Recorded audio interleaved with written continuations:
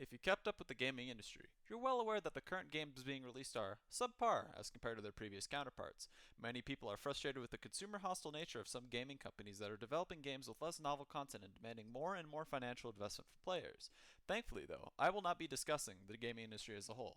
Instead, I want to focus more on one video game in particular, one that hasn't really gotten the credit it deserves given its unique approach and delivery of content. Some of you might not even know about the game's existence, unless you do, in which case, good on you. FTL. It's an acronym for Faster Than Light. FTL is a space-themed roguelike game developed by Subset Games and released in 2012. The synopsis of the game circulates around you, the player, commanding your own cruiser navigating through the dangerous environment of the galaxy.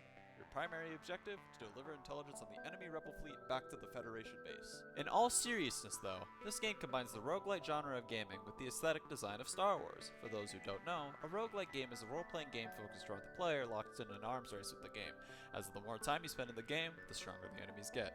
This subgenre of roguelite is a spin-off of the roguelike genre, which possesses less overall progression as opposed to the roguelite branch of gaming. This concept remains the same though, to build yourself up quicker than the game can build up its enemies. In addition to this, there is a permadeath system, meaning that if you lose your progress in one run, it's gone forever. But hey, at least you can try again, and FTL is not shy of making you try again. Sparky Clarkson, an author for the Game Critics, described FTL as an absurdly, cruelly difficult game, and he's not wrong. Later stages of the game prove to be some of the most difficult to overcome, with each ship you face becoming stronger and stronger as time goes on. Expect to fail on your first couple of tries, but also expect to learn about what will work and what won't.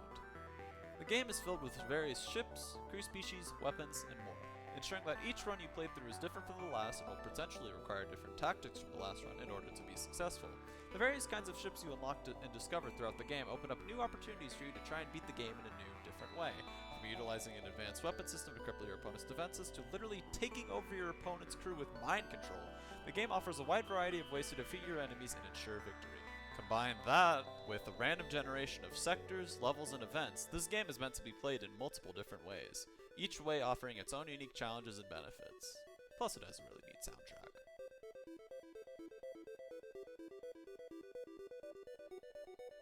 So, some of you might be wondering, why is a game with all of these features and random generations not really addressed much today? Truth be told, there's no definitive answer as to why this game has largely been overlooked and forgotten compared to other roguelike games, like Binding of Isaac and Spelunky. It could perhaps be the pixelated graphics that potentially turn people off from giving it a try, even though Spelunky and Binding of Isaac both possess these. It could also be the number of big game releases during 2012, which more mainstream games like Far Cry 3, Black Ops 2, Mass Effect 3, and Dishonored all releasing in the same year. It's easy why most people would have overlooked this game. Not to mention the difficulty of the game could easily push some people away, like the aforementioned Sparky Clarkson. Or, I might have just been living under a rock the past couple of years and never realized this game existed until I accidentally stumbled upon it via guessthegame.com. Despite all of this, the game has developed a sizable fanbase, each person pitching forth their own ideas about what weapons and ships are the most optimal for this scenario, and pitching their own ideas as to where the game should go next. Subset Games, the developers of the game, received great feedback from the FTL community, and continued to update the game and added modding support to allow for the community to implement their own ideas. FTL even won awards for its soundtrack, design, and audience. However, these awards were handed to Subset nearly a decade ago.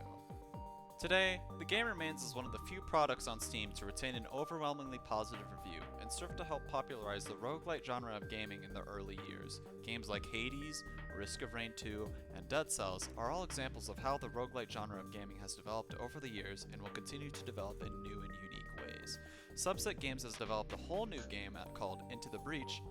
I'll make a video review on that game too at some point, that won awards in 2018 and 2019 for being the best strategy game, so Subset has continued to pump out masterpieces even after FTL. Overall, I personally think that this game does not get the credit it deserves, even 10 years later. The brilliant design, the exhilarating gameplay, the harmonic soundtrack, and the occasionally painful difficulty brings forth a game that should be considered more when discussing some of the best designed and challenging games of all time. But that's just my opinion. I hope you enjoyed my video on FTL, and maybe take some time to do some research about it yourself. As for me, well, I didn't just spend the past couple of days writing a script, recording gameplay and audio, editing a video, and the whole shebang about a game I love without playing it, so I'm gonna go do that. Peace.